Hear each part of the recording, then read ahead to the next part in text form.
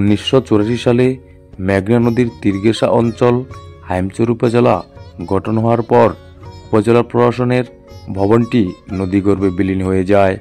দাপ্তরিক কার্যক্রম চলমান রাখতে বারবার উপজেলা প্রশাসন স্থানান্তর করা হয়।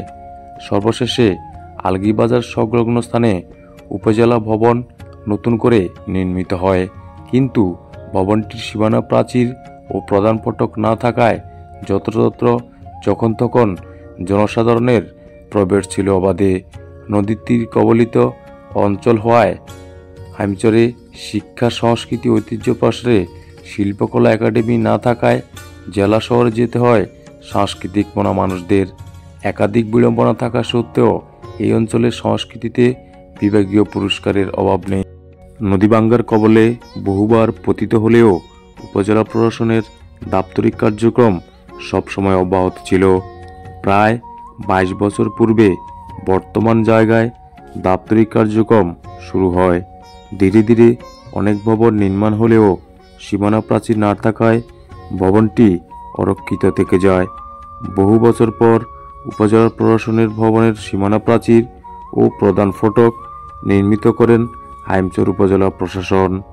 শিক্ষা সংস্কৃতি প্রসারে তারুণ্য মঞ্চ নির্মাণ করতে দেখা যায়। দীর্ঘদিন পর হলেও হাইমচর উপজেলা প্রশাসনিক ভবনের সীমানা প্রাচীর, প্রধান ফটক ও শিক্ষা সংস্কৃতি প্রসারে তারুণ্য মঞ্চ তৈরি হওয়ায় এই অঞ্চলের নদী ভাঙ্গন কবলিত খেটে খাওয়া মানুষগুলো মনে করছেন আবারও এই অঞ্চলের শিক্ষা সংস্কৃতি এগিয়ে যাবে, নিরাপদ থাকবে হাইমচর উপজেলাটি। হাইমচর উপজেলায় এই তারুণ্য মঞ্চটা আগে ছিল না, তো উপজেলা প্রশাসন এবার মাথায় নিয়ে আমাদের তারুণ্য মঞ্চটা করেছে। তো এতে করে আমাদের শিক্ষার্থীদেরকে অনেক উপকার হয়েছে। এখানে চর্চা, সাংস্কৃতিক চর্চা এবং অন্যান্য চর্চার মাধ্যমে শিক্ষার্থীরা আরো এক ধাপ এগিয়ে যাবে। হাইমচর উপজেলায় সাংস্কৃতিক ও শিক্ষা চর্চার জন্য কোনো অডিটোরিয়াম নেই, তো এটা আমাদের অধিক ভূমিকা পালন করবে।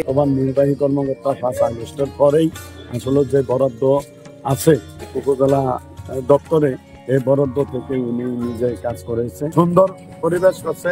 তাই হাইমচর উপজেলাবাসীর পক্ষ থেকে, উনি বিএনপির পক্ষ থেকে এবং এই উপজেলা নির্বাহী কর্মকর্তাকে অনেক অনেক ধন্যবাদ জানাচ্ছি। শিল্পকলা নেই বললেই চলে, যেমন নাচ গান এগুলা আর কি, নৃত্য এগুলা, যেগুলার মাধ্যমে ছেলে সন্তানরা বাকি আমাদের মতো ছাত্ররা, সাধারণ ছাত্ররা যেটার মাধ্যমে খুব দ্রুত মানে মাদক মুক্ত হবে, যেগুলা থেকে ওই নৃত্যগুলা নাই, শিল্প ক্যাটালগ কোনো কিছুই আমাদের হাইমচরে এখন বর্তমানে নেই।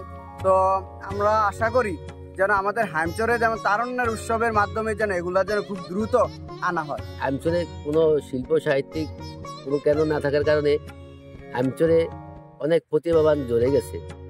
বর্তমানে হাইমচর উপজেলা নির্বাহী কর্মকর্তার মহোদয়ের হাইমচরে এই তারুণ্য মঞ্চ নামক এই সাহিত্যিক তারুণ্যের মঞ্চ সৃষ্টি হয়েছে। আগামী দিনে হাইমচরের প্রতিভা, সংস্কৃতি তারুণ্যের এই মঞ্চের হাত ধরে এগিয়ে যাবে বলে আমি বিশ্বাস করি। বাংলাদেশের প্রত্যেক জেলা উপজেলায় শিল্পকলা একাডেমি রয়েছে, যার মাধ্যমে শিল্পী সাহিত্যিকরা বিনোদন করে মানে এলাকা এবং দেশের বা ব্যক্তির আবির্ভাব ঘটাতে পারে। কিন্তু আমাদের হাইমচরে শিল্পকলা একাডেমি না থাকার কারণে এই তারুণ্যের মঞ্চের মাধ্যমে আগামী দিনে হাইমচরে নতুন প্রতিভা সৃষ্টি হবে এবং এই তারুণ্যের মঞ্চের হাত ধরে আগামী দিনে হাইমচরে শিল্পকলা একাডেমি সৃষ্টি হওয়ার আশা রাখি। এরা হাত ধরে আমাদের হাইমচরে এগিয়ে যাবে এবং সাধারণ মানুষ, সর্বস্তরের জনগণ তাদের মনের ভাব প্রকাশ করার জন্য একটি স্থান নির্ধারণ করে দিয়েছে উপজেলা প্রশাসন। এই জন্য আমি জেলা প্রশাসক, উপজেলা নির্বাহী কর্মকর্তা সহ এই তারুণ্য মঞ্চ যারা শ্রম, মেধা সবকিছু দিয়ে করেছেন তাদের প্রত্যেককে ধন্যবাদ জানাই।